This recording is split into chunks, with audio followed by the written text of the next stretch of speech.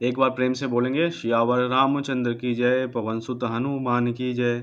देखिए, श्रीमद् वाल्मीकि रामायण के बालकांड के आज हम 19वें सर्ग तक आ गए हैं और 19वें सर्ग को आज करेंगे। 18वें सर्ग में हमने देखा था कि किस प्रकार भगवान श्री राम जी का जन्म हुआ, साथ ही साथ महाराज लक्ष्मण जी का और भरत शत्रुघ्न का जन्म उत्सव हमने देखा। और उसके बाद जो है अब 19वें सर्ग में बता रहे हैं कि विश्वामित्र आ गए हैं राजा दशरथ जी के दरबार में और उनसे याचना करेंगे श्री राम जी को अपने साथ ले जाने की। तो ये कथा आनंद के साथ पढ़ते हैं। देखिए, नृपश्रेष्ठ महाराज दशरथ का ये अद्भुत विस्तार से युक्त वचन सुनकर महातेजस्वी विश्वामित्र पुलकित हो उठे और इस प्रकार बोले, राज सिंह, ये बातें आपके ही योग्य हैं। इस पृथ्वी पर दूसरे के मुख से ऐसे उदार वचन निकलने की संभावना नहीं है। क्यों ना हो, आप महान कुल में उत्पन्न हैं और वशिष्ठ जैसे ब्रह्म ऋषि आपके उपदेशक हैं। अच्छा, अब जो बात मेरे हृदय में है उसे सुनिए। नृपश्रेष्ठ, सुनकर उस कार्य को अवश्य पूर्ण करने का निश्चय कीजिए। आपने मेरा कार्य सिद्ध करने की प्रतिज्ञा की है, इस प्रतिज्ञा को सत्य कर दीजिए। पुरुष प्रवर मैं सिद्धि के लिए एक नियम का अनुष्ठान करता हूँ, उसमें इच्छानुसार रूप धारण करने वाले 2 राक्षस विघ्न डाल रहे हैं। मेरे इस नियम का अधिकांश कार्य पूर्ण हो चुका है। अब उसकी समाप्ति के समय वे 2 राक्षस आ धमके हैं। उनके नाम हैं मरीच और सुबाहु। वे दोनों बलवान और सुशिक्षित हैं।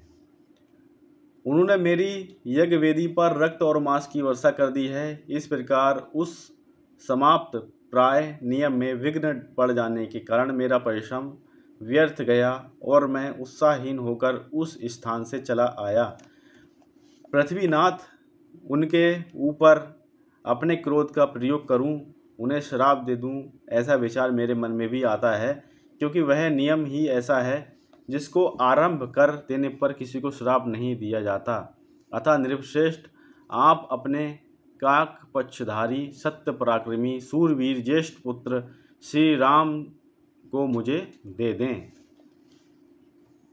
ये मुझसे सुरक्षित रहकर अपने दिव्य तेज से उन विघ्नकारी राक्षसों का नाश करने में समर्थ हैं।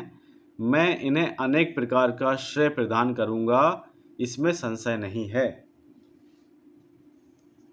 उस श्रेय को पाकर ये तीनों लोकों में विख्यात होंगे। श्री राम के सामने आकर वे दोनों राक्षस किसी तरह ठहर नहीं सकते। इन रघुनंदन के सिवा दूसरा कोई पुरुष उन राक्षसों को मारने का साहस नहीं कर सकता। नृपश्रेष्ठ, अपने बल का घमंड रखने वाले वे दोनों पापी निशाचर काल फांस के अधीन हो गए हैं, अतः महात्मा श्री राम के सामने नहीं टिक सकते। भूपाल, आप पुत्र विषयक स्नेह को सामने न लाइए। मैं आपसे प्रतिज्ञा पूर्वक कहता हूँ कि उन दोनों राक्षसों को इनके हाथ से मरा हुआ ही समझिए। सत्य पराक्रमी महात्मा श्री राम क्या हैं ये मैं जानता हूँ। महातेजस्वी वशिष्ठ जी तथा ये अन्य तपस्वी भी जानते हैं। राजेंद्र, यदि आप इस भूमंडल में धर्म लाभ और उत्तम यश को स्थिर रखना चाहते हैं तो श्री राम को मुझे दे दीजिए। कुकुस स्तनंदन, यदि वशिष्ठ आदि आपके सभी मंत्री आपको अनुमति दें तो आप श्री राम को मेरे साथ विदा कर दीजिए। मुझे राम को ले जाना अभीष्ट है। ये भी बड़े होने के कारण अब आसक्ति रहित हो गए हैं, अतः आप यज्ञ के अवशिष्ट 10 दिनों के लिए अपने पुत्र कमल नयन श्री राम को मुझे दे दीजिए। रघुनंदन, आप ऐसा कीजिए जिससे मेरे यज्ञ का समय व्यतीत ना हो जाए।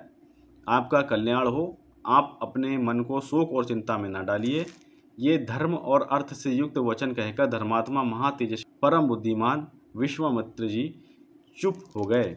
विश्वामित्र का यह शुभ वचन सुनकर महाराज दशरथ को पुत्र वियोग की आशंका से महान दुख हुआ। वे उससे पीड़ित हो सहसा कांप उठे और बेहोश हो गए। थोड़ी देर बाद जब उन्हें होश आया तब वे भयभीत हो विषाद करने लगे। विश्वामित्र मुनि का वचन राजा के हृदय और मन को विदीर्ण करने वाला था। उसे सुनकर उनके मन में बड़ी व्यथा हुई। वे महामनस्वी महाराज अपने आसन से विचलित हो मूर्छित हो गए। तो इस प्रकार आप देखेंगे कि बालकांड का ये 19वां सर्ग संपन्न हो रहा है।